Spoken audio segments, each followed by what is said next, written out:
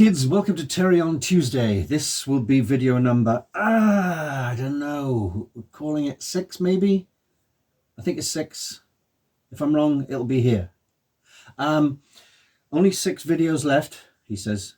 6 videos left to the end of the year, which means I'll have done a full year of Terry on Tuesdays for this year. First time I've ever managed to do a full year's worth of videos. After that, Terry on Tuesday will come to an end. But the moment has been prepared for. When I say come to an end, the regular Tuesday videos are going to stop. Unless, of course, by next Tuesday, the following Tuesday in 2024, I'll have something to tell you. But I will post stuff up, not necessarily on Tuesdays, but whenever there's something interesting happening. And let's face it, quite a lot of interesting things happens. The only things that I won't be posting up are weeks when I'm too busy, not enough to report, etc, etc, etc. But plenty of stuff to do with the film, bloody students, and any ongoing projects and stuff. So talking of ongoing projects, Vl'Hurg wise, I have finished the crest piece. I have actually swapped out the magnet that was up top. There was a very weak magnet, and I was worried that 2 strong magnets would make it like impossible to get the thing back off. But that would only happen if there were magnets in this, and there aren't any magnets in this. It's the metal ruler. Remember the metal ruler?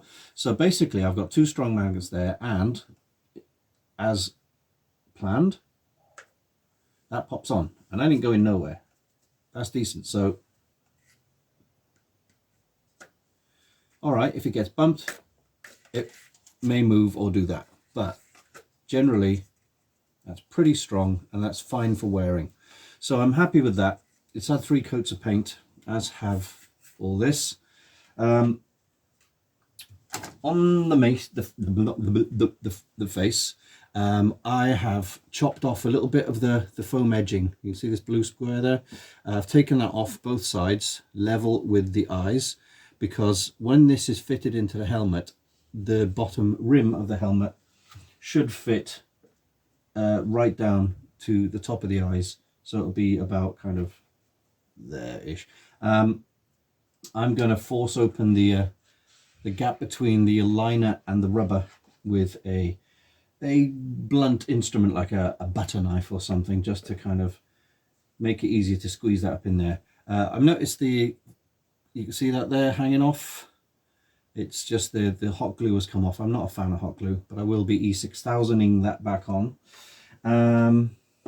Oh, and I did some surgery on the horns. Let's cut to the surgery bit. Last minute surgery. As you can see, I've chopped off the edges, the other ends of the horns a little bit. Yeah, so as you can see, I've chopped a little bit off the horns now to make them a bit better. They're going to look much more better now. And yes, again, yet another week's passed where I haven't painted these bits white. Horns have had 3 coats of gold on them now. I've even put some filler around the edges because I wasn't happy with the gaps.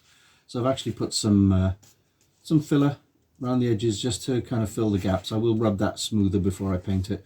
But the reason I haven't painted these is that I don't have, well, I've got a little bit of acrylic paint, but what I want to use is household paint. So I've left all that in my old house. And I don't have any, so I may ask my very nice landlords next door if they can spare me some paint. I do have white hammerite, but where is it? I have an egg cup full of white hammerite, which will probably go all the way actually, although I don't want to start the job and find out I've run out, you know what I mean? Not a very clever thing to do. But I promise I will get these done this week. Now, also happening this week is I've got, today I'm filming this on a Monday. You're watching this on a Tuesday, but I've got this week and next week to finish my custom Mando. Just want to explain something about the custom Mando.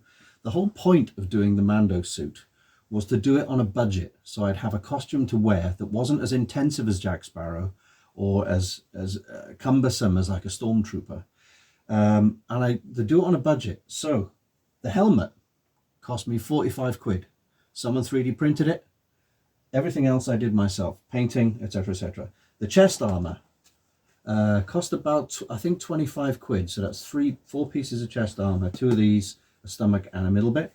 The shoulder bells were another like 20 quid because I managed to get them on the cheap because the guy on eBay he changed direction on his costume apparently. He didn't want them anymore. So I got them on the cheap. The jumpsuit was about 15 quid and everything else, as you can see, belt, gun, everything else made for pennies. Car boot sales, stuff I had lying around. So 40, we're looking at around 100 quid for the entire suit. I did pay for the boots that were 20 quid, so maybe we're looking just over £100. Just goes to show, custom costumes, especially Star Wars stuff, custom is like steampunk. You can make it out of junk, you can make it out of anything you like, as long as you put a little bit of thought into it and a decent paint job. You get it all done rather cheaply, and the cheaper you have a costume, the more fun it is, because you don't have to worry about things breaking and stuff, because it doesn't cost you an absolute fortune. I can bring you in warm, or I can bring you in cold. That would be cool. Alrighty, what we got here? Can't see very much.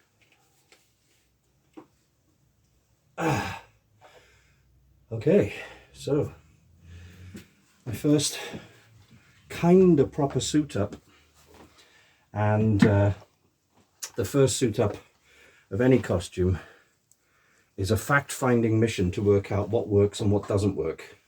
So what I've already noticed, once I've got the balaclava and stuff on, this needs closing. I think I'm going to make a flap or put a popper there to hold that shut.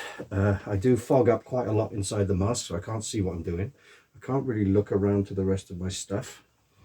Things need tucking in, you know, ankles, wrists. These keep sliding down. They should be further up, but there's only one strap on them, so they keep sliding down.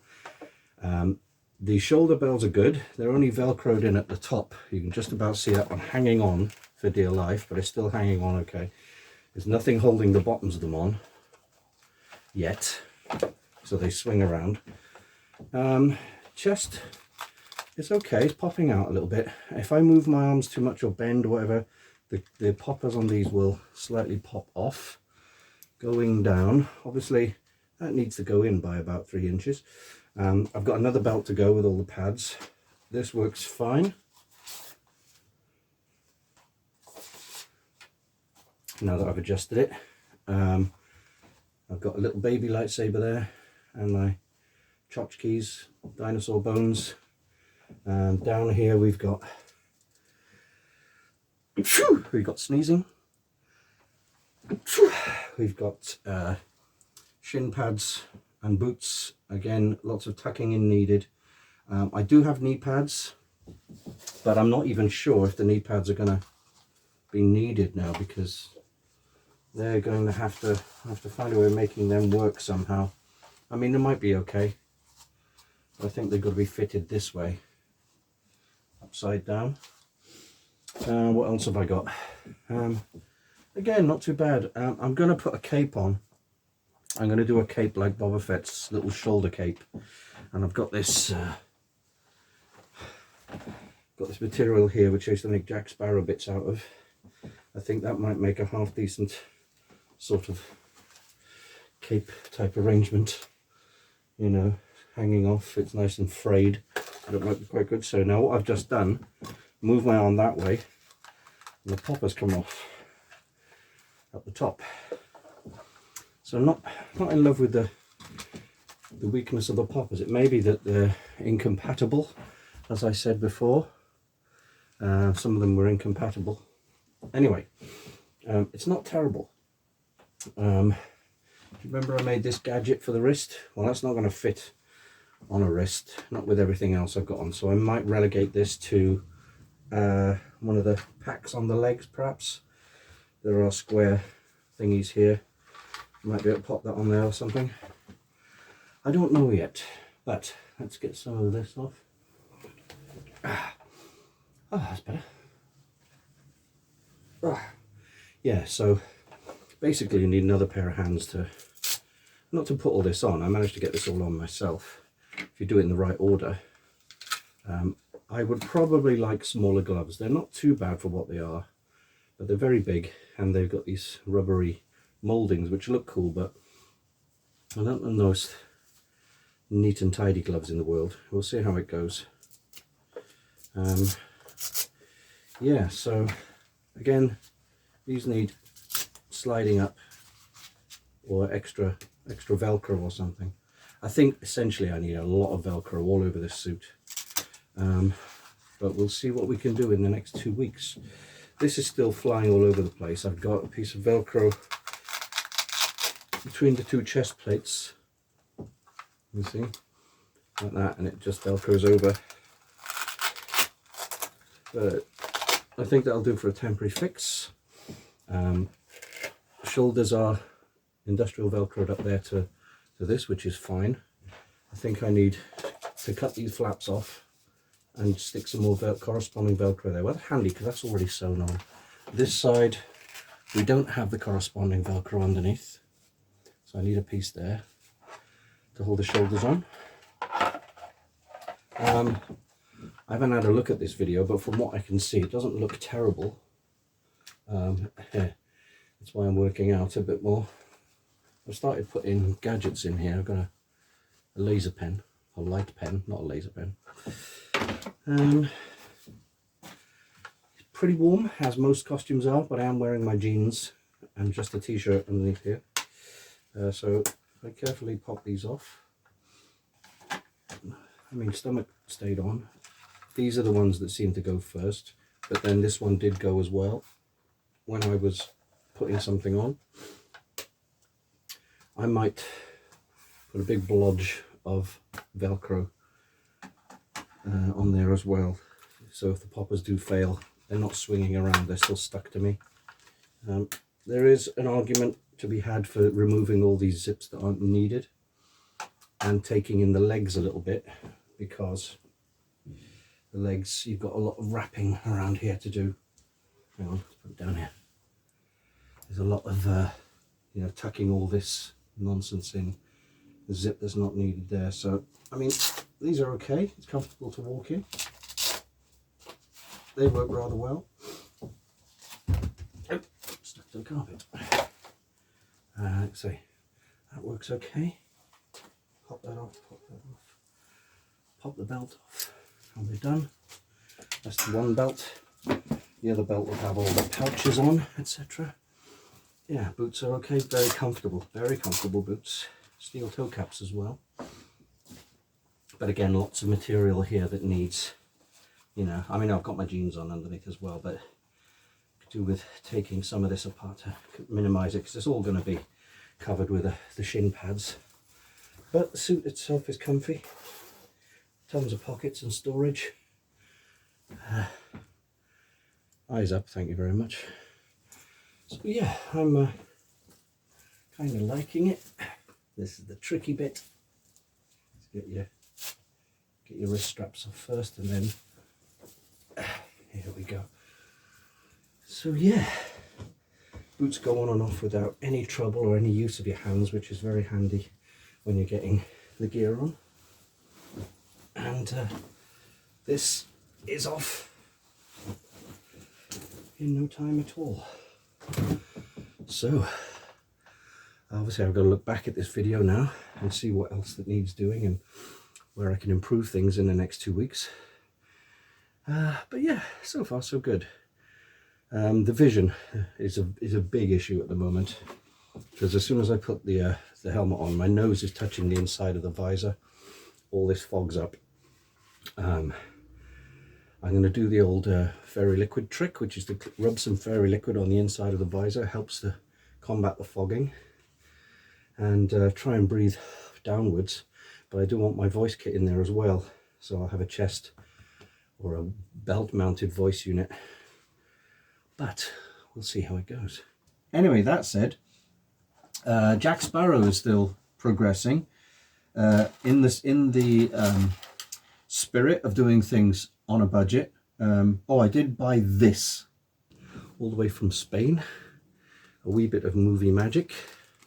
So thank you, Fernando, for a screen accurate Captain Jack Sparrow Coochie dangle. It's an Indian design with the correct Indian coin there. I forget how many rupees that is, but it's got the red stone in the middle and the correct dangles on the end. And this is a lot smaller than my last one, but my last one was not screen accurate. So these are apparently screen accurate. It's about the size of a dime, no, a quarter for you Americans, or a 10 pence piece for you Brits. But yeah, now in the next couple of months I need to sit down very carefully and make the rest of the beads, because I'm not going to pay $100 on Etsy for the set of beads, and I can make them myself. I made the last lot and they were fine. So, but that's the nice bit, you know, that's the bit everyone notices. It sort of dangles around here and gets on my nerves. Savvy? Alrighty, that's it. Now, back to this. Yeah, that was not cheap. Jack Sparrow stuff has gone up in price. That little tchotchke that I bought is very important, screen accurate, to hang down here on the beads. Now I'm going to make the rest of the beads myself. The string of beads that Jack Sparrow normally has, picture here, are usually, well, the cheapest I've found them without the coin that I've just bought are over £100. So with my last Jack Sparrow, picture here, the beads look great. Made them all out of milliput by hand and painted them. Cost me nothing. But I did go to the local charity shop and I found this. So lots of wooden beads and some square beads and some stones, and I can use, I would say, about 50% of this in the new dangle. And I did pick up some extra bits. There's some more green ones I can use on there. I can't use that thing here. I've got some round dooblies there. Quite like that sort of one with all the holes in it. That's quite nice. I should be able to use some of these for Jack Sparrow. I did like the chain this one came on. It's kind of dark metal chain, is rather nice. I think I'll use that on the Mando somewhere, so he can carry bits and bobs. But any jewellery that I don't use, I mean, these were like £1. All these necklaces were £1 each. I'm going to use these. I'll put them into Bloody Students. They'll be in the set dressing for the basement, where they come across some jewellery, etc., etc. Yeah, so that is kind of it. Now, I remember a couple of weeks ago, I told you I was doing something to do with Batman as a quick custom build. Now, I can't really get into that now. I think what I'll do, I've been cutting little bits and bobs out of foam as test pieces and stuff. I will tell you about Batman next week, if at all possible.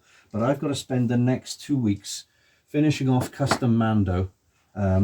Once I paint these, all I need to do, sorry, I'm skipping between subjects, as is my way.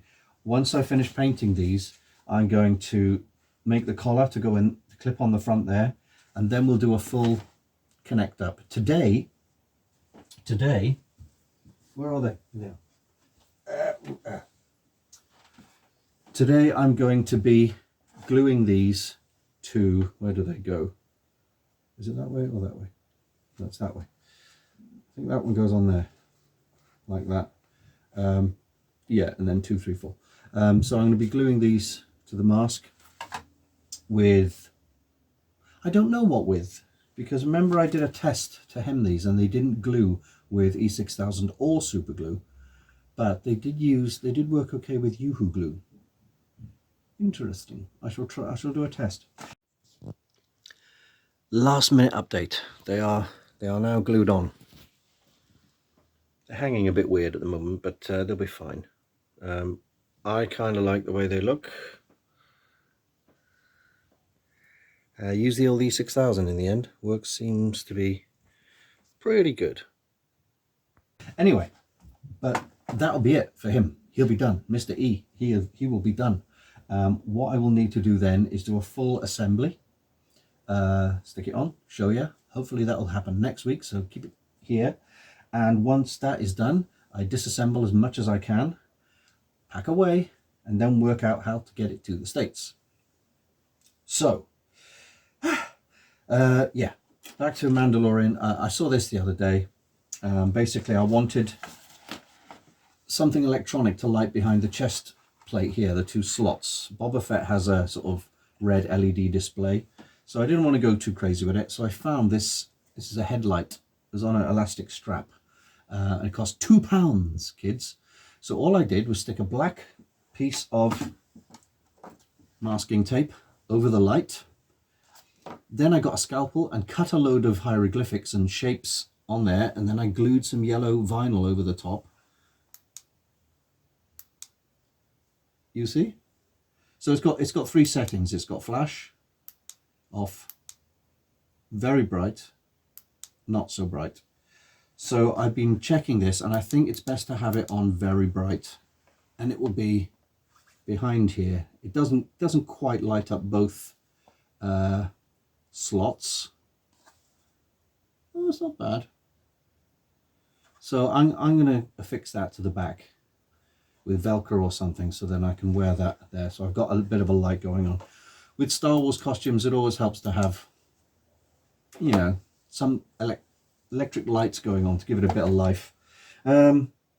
Yeah, so we're all going really well. Mando's very close to being finished. He's very, very close to being finished. I apologize for him taking so long, but he will be finished. It will be worth it. And Jack Sparrow is a work in progress, as usual. I'm hoping to get Jack ready. I have said in the past that Jack should be ready for June next year for the Glaston Selfie Festival. But if at all possible, I'll be doing a convention in Birmingham in March. More news as it happens, if we can get Jack finished. Okay. I can't think of anything else. Nope. That'll be it for this week. If I remember anything, I'll cut it in here.